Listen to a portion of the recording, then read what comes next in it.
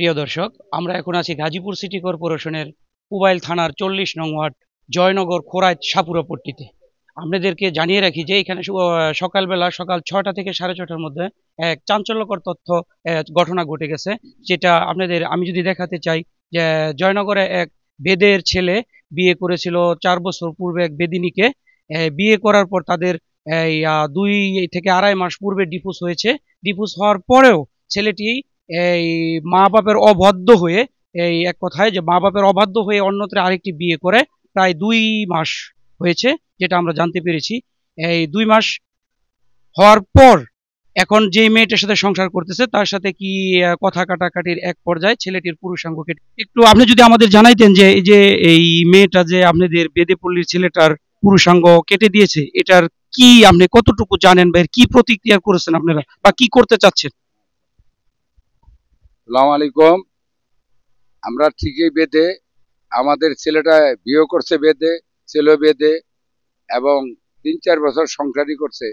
এখন নেশার মাধ্যমে মারধর করে বিয়ে শাদী করছে মেয়েটারে। মারধর করার পরে তখন এই ছেলেটা নিজে ওই মেয়েটারে তালাক দিল। তালাক দেওয়ার পরে 2 থেকে 2.5 মাস পর কিংবা 2 মাস পর, মনে করেন 2 মাস 2.5 মাস, হ্যাঁ, এই তালাক দেওয়ার পরে 2 মাস পরে আরেকটা ছেলে, আরেকটা মেয়ে গৃহস্থের মেয়ে বিয়া করলো।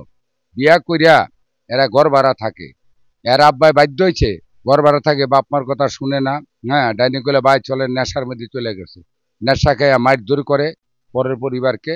তখন এই ঘর ভাড়াইটা যে মালিক, এই মালিকে দেখে রাত্রে ঘটনা, এই রাত পয়বর শব্দে ঘটনাটা বেলের দিয়া কাটলো, লিঙ্গ পেনিসটা কাটছে। কাটার পরে চিক করে দিয়ে আমাদের বেদে বলিতে গিয়া বললে এই ঘটনা, মেয়েটা তো চলে যেতে আছে। তখন আমরা দৌড়ে আসলাম। আইসা আইসা দেখি যে এই ঘটনা, মেয়েটারে আটকে রেখা তখন আমরা যেখানে কাটছে, এখন ব্যবস্থা এইটাই, মেয়ে ছেলেটারে আমরা মেডিকেলে পাঠাইছি আর মেয়েটারে পুলিশ এনে আমরা থানায় দিয়ে দিছি। এখন থানার মধ্যে আছে মেয়েটা, আর রুগীটা এখন ট্রিটমেন্টে আছে, ট্রিটমেন্ট করতেছি। কোথায় ট্রিটমেন্টে? এটা সদর। আমি সকালে এতটা বলতেও পারবো না। আমি সকালে ঝাড়ু দিতে লইছি ঘর, স্যারার চিৎকার শুনছি। স্যারা কইতাছে আন্টি দরজাটা খোলেন আর জবারে ধরেন, দরজা খোলেন, ধরেন জবা আবার আমার ঘরই দৌড়দা গেছে গা। হ্যাঁ, আমার ঘরই দৌড়দা গেছে গা। আমি ভাবছি যে জামাইবো মনে হয় দুইজনে ঝগড়া লাগছে, এই কারণে আমার কাছে আয়া পড়ছে দূর হইয়া। তা আমি আবার কি হয়েছে তো কি হয়েছে জিগাইতেছি সেরি, এই সেরি কি হয়েছে সেরি আর কিছু কয় না।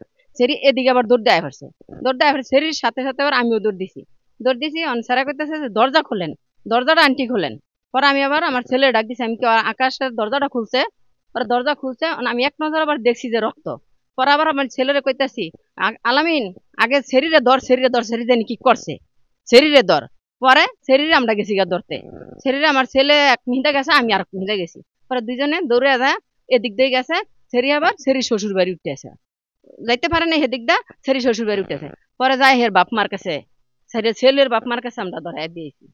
তাহলে হেরা কি করছে, আর স্যারার আবার আমি আমার বাড়িতে ডাকিয়া নিয়ে রাস্তায় নিছি। রাস্তায় নিয়ে পরে আমি কইছি যে আপনার ছেলের আগে ডাক্তারের কাছে নেন, আপনার ছেলে ডাক্তারের কাছে নেন। হ্যাঁ, আগো কাছে দিছে, হারা ডাক্তারের কাছে নিয়ে সকালে দেখলাম খালি ওই মেয়েটারে ধরলো, মাদ্রাসার এখানে নিল, এই 2-1 জনের থাবড় চটকনা দিছে, আর কিছু মারধর করে নাই। তারপরে আমার ভাইয়ে থানায় পুলিশ আইনা থানার সামনে দিয়ে দিচ্ছে, চালান দিয়ে দিচ্ছে।